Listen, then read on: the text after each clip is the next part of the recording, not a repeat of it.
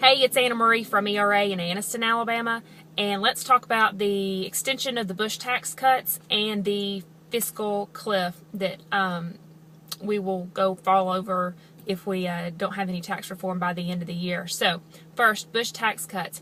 Now, there's a lot involved with the Bush tax cut.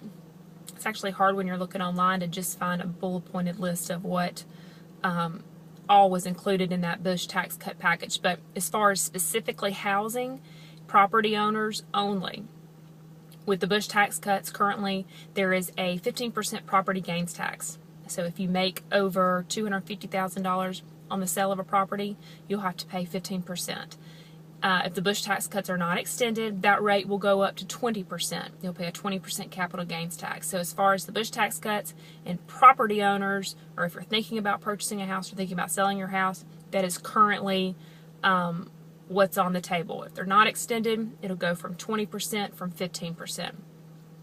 Now, with this tax reform and other things that they're having a conversation about, so that we don't go over the fiscal cliff. Again, there's a lot of things on the table, but this is strictly for housing, homeowners. If you're thinking about purchasing a home, the mortgage interest deduction is a credit that you are given based on how much mortgage interest you pay a year.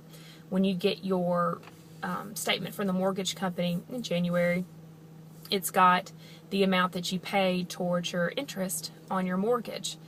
Your tax accountant will take that and it reduces your adjusted gross income for whatever that dollar amount is. Well, if you've purchased your house in the last 6 to 7 years, most of your payment is going towards your interest. So that can become a pretty hefty deduction as far as coming off of your adjusted gross income. Now, if this is taken away, then we won't get that write-off anymore.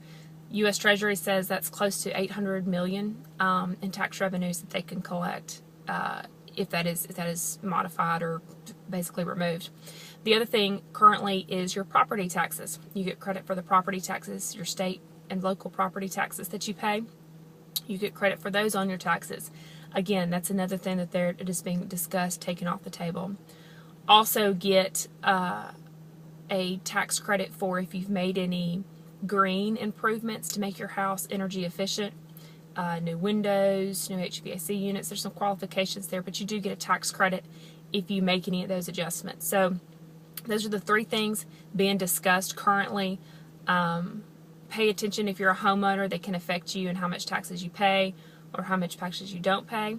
If you have any questions about this, leave a comment below, or you can always email me at anna-marie@era-king.com, and I'll respond as quick as possible.